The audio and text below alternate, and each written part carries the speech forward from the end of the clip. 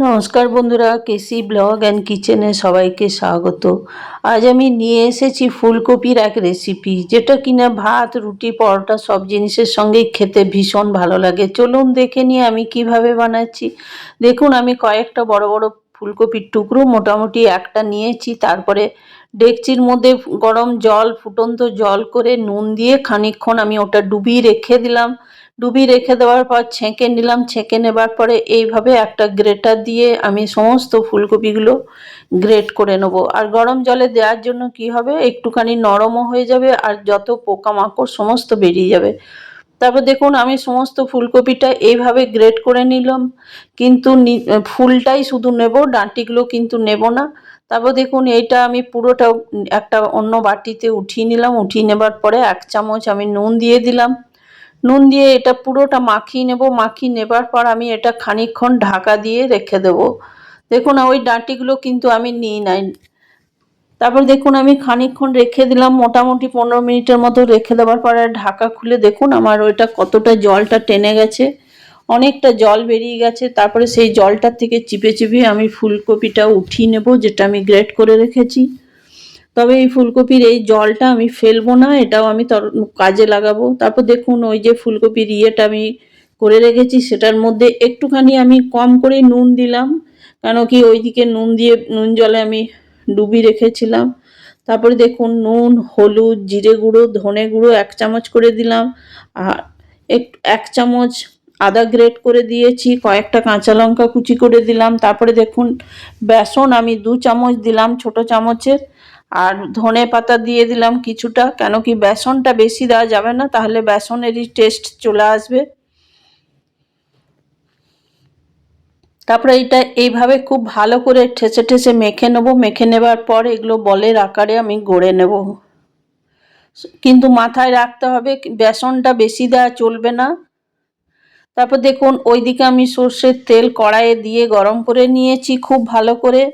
High ফ্লেমে গরম করে নেবার পর সর্ষের তেল দিয়ে বড়াগুলো কিন্তু লো টু মিডিয়াম আঁচে ভেজে নিতে হবে, না হলে কি হবে, হাই ফ্লেমে করলে ওপরগুলো লাল হবে, পুড়ে যাবে, আর ভেতরগুলো একটু কাঁচা কাঁচা বেসন বেসন থেকে যাবে। সেই জন্য মিডিয়াম আঁচে এগুলো খুব ভালো করে ভেজে নিতে হবে। তারপর দেখুন, সমস্ত বড়াগুলো আমি উল্টে পাল্টে এগুলো ভালো করে ভেজে নিলাম। আমার এগুলো সম্পূর্ণ ভাজা হয়ে গেছে। ভাজা হয়ে যাবার পর আমি একটা প্লেটের মধ্যে উঠিয়ে রেখে দেব।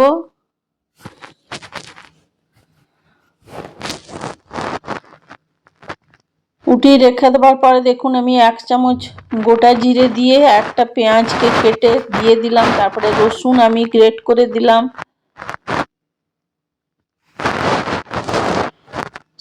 রসুনগুলো আমি গোটাই দিয়েছি। তারপর দেখুন, এটা আমি খুব ভালো করে ভেজে নেবো একটুখানি।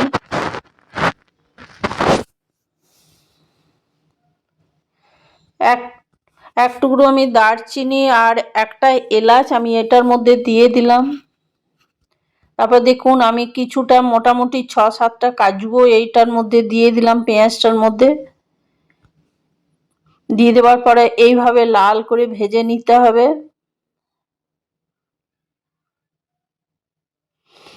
ভেজে নেবার পরে দেখুন, তেলটা ছেঁকে ছেঁকে আমি একটা মিক্সির জারে নিয়ে উঠিয়ে রেখে দিচ্ছি। খানিকক্ষণ রেখে দেব, ততক্ষণ পর্যন্ত রাখবো যতক্ষণ না মশলাটা আমার ভাজাটা ঠান্ডা হবে, তারপরে আমি মিক্সিতে পেস্ট করব। তারপর দেখুন, এটা আমার ঠান্ডা হয়ে গেছে। তারপরে আমি লঙ্কা দিয়ে দিলাম, টমেটো দিয়ে দিলাম, দিয়ে ওইদিকে পেস্ট করে রেখে দিলাম। তারপরে ওই কড়াইটার মধ্যেই 1 চামচ গোটা জিরে দিলাম, একটা তেজপাতা 2 টুকরো করে, একটা শুকনো লঙ্কা দিয়ে আমি ভেজে নিলাম। তারপরে ওই যে মশলাটা আমি করে রেখেছি সেটাও আমি এটার মধ্যে দিয়ে দেব। দিয়ে দেওয়ার পর খানিকক্ষণ ধরে আমি কষে নেব। এই ধরনের তরকারি আপনারা একদিন আমার মতো ট্রাই করে দেখুন, খেতে অসম্ভব ভালো লাগবে। তারপর দেখুন, ওই মশলাটা ভাজতে ভাজতেই আমি পরিমাণ মতো নুন দিয়ে দিলাম, 1 চামচ হলুদ দিলাম, 1/2 চামচ কাশ্মীরি লঙ্কার গুঁড়ো দিয়ে মশলাটা খুব ভালো করে কষে নেব।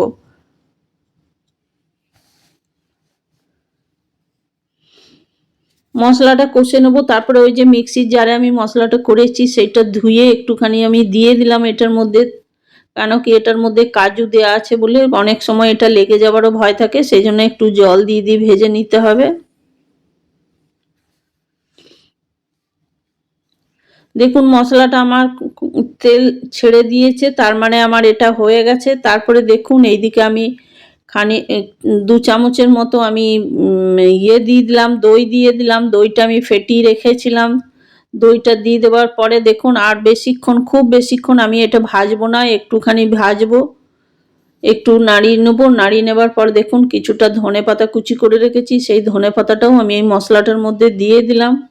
আপনারা কিন্তু চাইলে নামাবার আগেও দিতে পারেন, আমি এই সময়তেই দিলাম।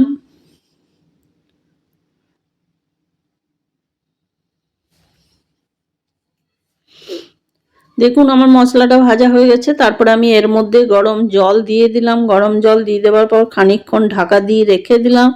ঢাকা দিয়ে রেখে দেওয়ার পর ঝোলটা যখন ফুটে উঠেছে আমার ওই বড়াগুলো আমি দিয়ে দিলাম। আমার রেসিপি যদি ভালো লেগে থাকে তাহলে লাইক, শেয়ার ও কমেন্ট করে অতি অবশ্যই জানাবেন, আর নতুন বন্ধুদের সাবস্ক্রাইব করার অনুরোধ রইল। তারপর দেখুন আমি খানিকক্ষণ মোটামুটি 7-8 মিনিট ফুটিয়ে নিলাম মিডিয়াম আছে। ঢাকা খুলে আমি দেখাচ্ছি, দেখুন আমার গ্রেভিটাও কমে গেছে আর বড়াগুলোও ফুলে কত বড় হয়ে গেছে। আপনারা এইভাবে একদিন ট্রাই করে দেখুন, খেতে অসম্ভব ভালো লাগবে। আর আপনারা সবাই ভালো থাকবেন, সুস্থ থাকবেন। ফিরে আসছি পরের কোনো রেসিপি নিয়ে। ধন্যবাদ।